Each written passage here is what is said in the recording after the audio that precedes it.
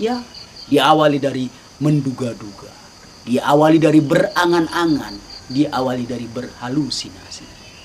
La ilaha illallah, la ilaha illallah, la ilaha illallah, Muhammadur Rasulullah. Bismillahirrahmanirrahim. Assalamualaikum warahmatullahi wabarakatuh. Konflik berkepanjangan antara aparat keamanan Indonesia dan Tentara Pembebasan Nasional Papua Barat menimbulkan gelombang pengungsi tak berkesudahan. Bukan hanya bayi dan anak, kondisi pengungsi di daerah konflik umumnya sengsara. Nasib pengungsi jumlahnya diperkirakan antara 60-100 ribu orang, terbilang mengenaskan. Sejumlah anak balita mengalami gizi buruk dan meninggal dunia. Di sisi lain, jeda kemanusiaan sebagai upaya menghentikan konflik bersenjata demi mewujudkan misi kemanusiaan belum juga berfungsi. Konflik di Papua menimbulkan gelombang pengungsian nyaris tanpa henti. Bagaimana tanggapan dari Angkatan Muda Banteng Putih terkait hal ini? Mari kita simak selengkapnya. Bismillahirrahmanirrahim. Asyhadu an la ilaha illallah wa asyhadu anna Muhammadar Rasulullah. La haula wa la quwwata illa billah. Bismillahirrahmanirrahim. Sallallahu ala Muhammad ya Rasulullah. Sallallahu ala Muhammad ya Habiballah. Sallallahu ala Muhammad ya Nabi Allah. Sallallahu ala Muhammad ya Allah. Ya Rabbi salimna fil Indonesia. Sallallahu ala Muhammad ya Allah ya Fatah ya Salam ya Nur Muhammad. Rabbi israh li sadri wa yassir li amri wahlul 'uqdatam min lisani yafqahu qawli. Hasbunallah wa ni'mal wakil, ni'mal maula wa ni'man nasir. La haula wa la quwwata illa billah. Bismillahirrahmanirrahim. Wa makaru wa makarallah. Wallahu khairul makirin. Subhanallah walhamdulillah wa la ilaha illallah wallahu akbar. Amma ba'd. Fa ya ibadallah, hayya na'udullah daiman abadan hatta yaumil qiyamah wa insyaallah nahnu jamin husnul khatimah. Pada kesempatan ini kita membahas sisi manusia kita kembali. Ya, inilah dunia, kalau bukan wafat atau mati karena kecelakaan kah, penyakit kah, mati karena akibat perang. Kami akan bacakan satu atau dua kata, satu kalimat dalam kitab ini agar ada sinkronisasinya. Bismillahirrahmanirrahim. Illa amaniya wa inhum illa yazunnu. Illa amaniya wa inhum illa yazunnu. Bil makna berangan-angan, menduga-duga, berangan-angan, menduga-duga. Seandainya kita merdeka nanti, kita akan menjadi Papua Merdeka atau menjadi Republik Papua Merdeka atau menjadi Republik Papua Barat, atau apapun namanya, kita harus merdeka. Ya, diawali dari menduga-duga, diawali dari berangan-angan, diawali dari berhalusinasi.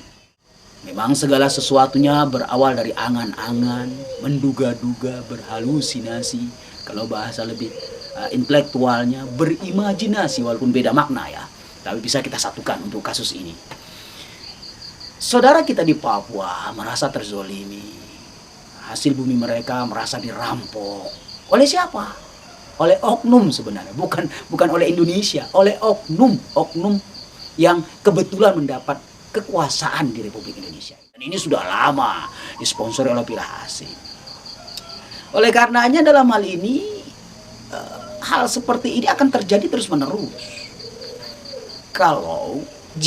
Bila mana para penguasa yang berkuasa tidak menjalankan konstitusi yang tertuang di dalam undang-undang secara benar dan tepat. Dan ini bukan yang pertama kali ya, sudah banyak. Timur Leste lepas dan terbukti sudah merdeka. Ya, hati-hati kita dalam hal ini. Jangan menyepelekan, wabil khusus kepada aparat TNI. Tolong, apapun case-nya, apapun kondisinya, pertahankan Papua tetap di wilayah NKRI. Terkesan memang ini seperti tidak ada sisi kemanusiaannya antara Papua dengan Republik Indonesia. Membiarkan pengungsi ratusan ribu akibat konflik yang tidak ada jeda kemanusiaan yang tanda petik. Tetapi ini ingat, bila kita mengalah, nanti kasusnya seperti Timur Leste.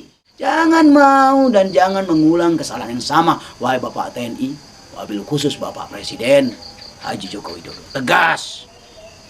Konsekuensi pasti ada, pasti ada. Dan ingat, kita dulu pernah dijajah oleh Belanda. Sakit dijajah itu. Tapi kita kepada Papua bukan menjajah.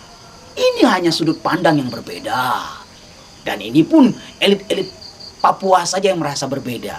Yang tanda petik tidak kebagian kue dari elit-elit Papua yang pro Indonesia. Sekitar mungkin 10% yang berintelektual, yang pengen jadi presiden, pengen jadi menteri, itu hanya 10% dari seluruh rakyat Indonesia. Sisanya 90% rakyat Indonesia itu kami pengen ibadah tenang, tidak ada konflik, menyembah Tuhan yang kami yakini dengan tenang, damai, dan bisa makan dan bisa kerja, walaupun gaji kecil nggak apa-apa. Yang penting anak istri kami dipenuhi kebutuhannya. Artinya apa? Biarkan kami bekerja dengan damai, biarkan kami dapat gaji. Jadi tidak ada ambisi rakyat Indonesia ini. Yang punya ambisi itu yang 10% ini. Aku kan intelektual, lulusan luar negeri. Pemikiranku pemikiran presiden. Tapi aku dianaktirikan seperti ini. Provokator-provokator yang merasa mempunyai intelektual tinggi, akhirnya dia berkolaborasi dengan orang-orang luar. Australia, Belanda, Amerika. Untuk menggiring opini, menggiring opini. Dibikin frame sedemikian rupa seakan-akan Papua dizolimi, seakan-akan Papua dianaktirikan. Makanya kami sangat respect kepada Bapak Haji Joko Widodo, top on the top. Bangun infrastruktur di sana. Ini banyak manfaatnya. Nah, sebagai bukti bahwasanya orang-orang Papua yang dizolimi itu akan terbuka matanya, yang merasa dizolimi itu. Infrastruktur dibangun, ya, jalan-jalan dibangun. Ya memang lokasi Papua kan tidak seperti lokasi umumnya wilayah Republik Indonesia yang lainnya. Memang mereka banyak tebing-tebing, hutan belantara, ya tidak bisa lah. Itu butuh tahunan. Tugas dan kewajiban pemerintah yang berkuasa, tunjukkan humanismemu, sisi manusiamu kepada rakyat Papua. Jangan dengan pendekatan persenjataan kalau bisa menurut kami. Tapi bila mana tidak bisa, ya harus tegas. Biarkan TNI melaksanakan tugasnya. Ya, konsekuensinya akan ada rakyat Papua yang wafat. Dari TNI, tentara juga banyak yang wafat. Jadi ini konsekuensi logis. Fungsinya TNI itu ya mempertahankan NKRI dari serangan dalam dan serangan luar. Ini yang harus kita pahami bersama. Adapun rakyat Papua yang mengungsi, eksodus besar-besaran, ini lagi kami katakan efek dari perang Ukraina dengan Rusia juga melahirkan berapa ribu manusia mati, ratusan ribu manusia mati akibat perang Ukraina dan Rusia. Ini maksud kami, TNI lebih mengarahkan lagi senjatanya kepada para pemberontak, jangan kepada rakyat sipil. Adapun rakyat sipil terjadi pengungsian, ini konsekuensi. Jangan terlalu terbebani. Inilah dunia. Mari sama-sama kita dukung TNI untuk tetap menjaga kedaulatan bangsa. Jangan disalahkan TNI ini. Dalam hal ini TNI nggak bisa disalahkan. Mereka menjalankan tugas pokok dan fungsi mereka sebagai pengaman negara, sebagai penjaga kedaulatan. Jadi jangan disalahkan TNI. Jangan salahkan juga pemerintahan berkuasa sekarang, tidak. Mereka adalah pemangku kebijakan yang menggunakan decision maker untuk mengatakan perang atau tidaknya. Karena kalau presidennya kelemir, aduh nggak enak nih, nanti banyak jadi korban, nggak bisa jadi presiden. Mari membangun bangsa. Semakin kita menjaga kedaulatan, semakin harga diri NKRI semakin teguh. Yang orang-orang bangsa harus legowo.